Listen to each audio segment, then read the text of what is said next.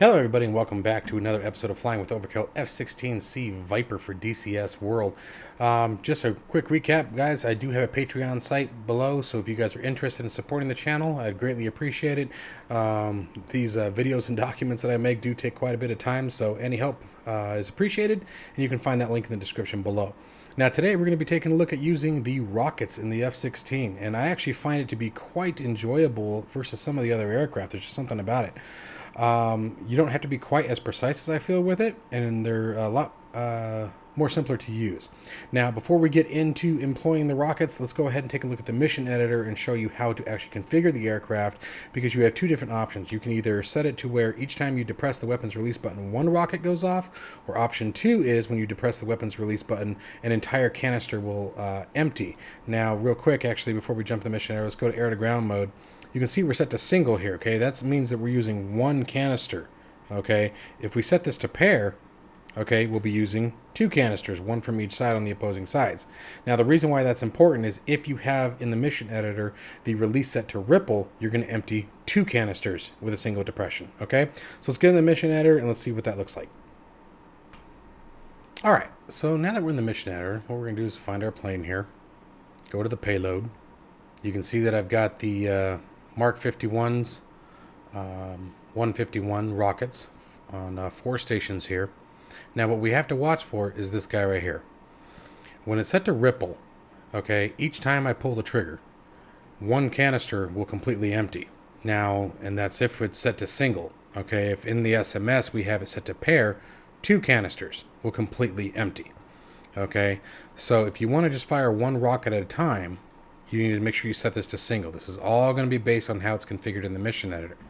Okay, so just wanted to make sure you guys saw that. That way you knew that if every time if you were in a mission or a server, if you saw that happening, that every time you pulled the trigger, all of your rockets were going. This is the reason why. Excuse me. All right, so let's get back into the mission.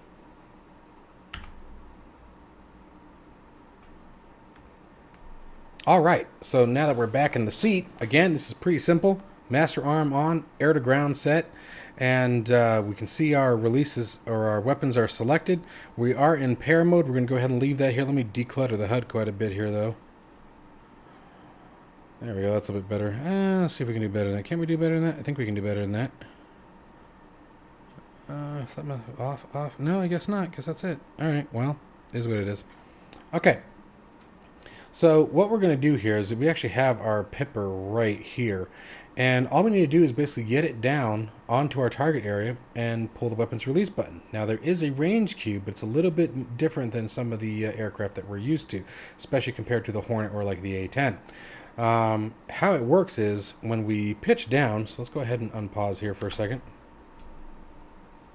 Try to line up with our target area, sort of. As we pitch down, and let's pause. Here's our targeting reticle. Okay, so again, really simple to use. Nothing fancy, no crazy rings and circles that you have to worry about. What you will have is when you get in range, the in range cue is a horizontal line that's going to appear directly above the targeting pipper. Okay, now a cool thing is if you're using the targeting pod, remember in any CCIP mode, as we see here, the targeting pod is following the CCIP pipper. So the targeting pod will obviously display the target area here, but what's more important is if you have the laser armed, and I don't have the targeting pod on board right now, but to get a very accurate ranging of the rockets, you can fire the laser, and while the laser is firing, it's sending that range telemetry back up to the aircraft and therefore give you a very accurate range cue. Without using the targeting pod as we're doing today, the targeting range is less accurate, but you're going to find here in a minute that it's really not that impairing. The first round of rockets I'm going to spin off before we see the range cue, so that way you guys can see how accurate it really is. Let's go ahead and unpause here. I'm going to bring my nose up. And you can see our line of targets down there. And I'm just going to start popping a couple off.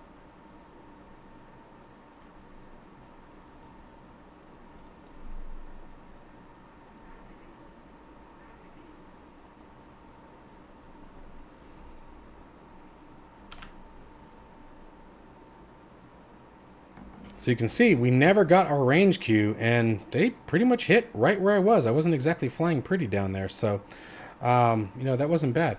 So let's go ahead and keep going here.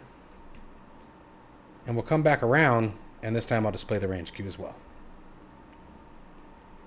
But I just wanted you guys to be aware of really how nice the rocketing system in the F-16 is. I'm really digging it.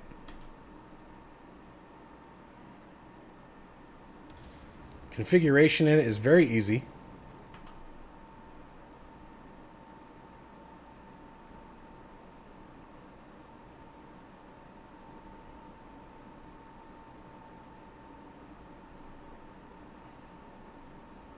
Going to go a bit steeper on this one. Actually, we're going to go really steep on this one, so I'm going to come off the power. And watch for that horizontal line. There it is.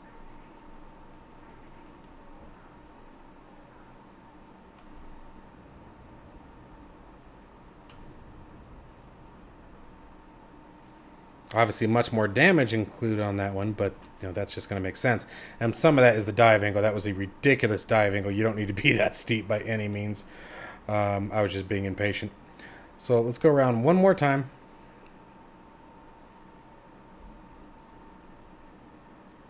Let's see if we can't fly a little bit more stable.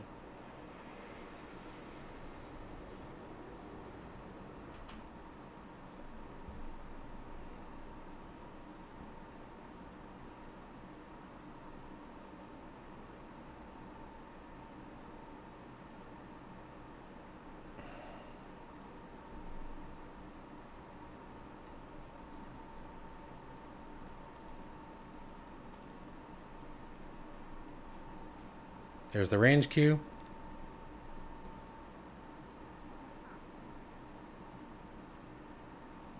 Said very simple to use. So ideally you want to be between a 20 and 30 degree dive angle. Give yourself enough altitude that you guys can pull out. And obviously make sure that you, don't get too low to where you find yourself unable to get out of there. Or too fast, excuse me. So watch your airspeed. Like I said, that's why I pulled off the power and deployed some air brake there on that real steep approach. But the rockets are a lot of fun. I always enjoy using the rockets, and they don't require a whole lot of brain power, if you will, to use. There's something fun to use when you just sort of want to mess around. There's another release of the rest of the rockets without using any range queues. So we've got a couple, got one or two in there. But yeah, anyway, so as usual, guys, comments, questions down in the field below. And be sure to hit that like and subscribe, ring that bell for notification of future content. Check out the Patreon site if that's something you're interested in doing.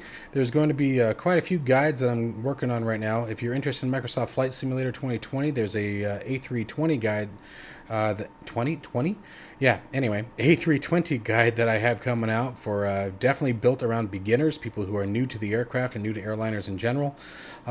Mission editor for DCS World. I've been working on a guide for a few weeks now. It's still quite a ways away before being able to be released. There's just so much to the mission editor that I think people miss out on from that, just because it can be pretty daunting if you don't know what you're doing, and very intimidating at times. So anyway, look forward to that, guys, and I will see you guys in the next one. Take care, folks.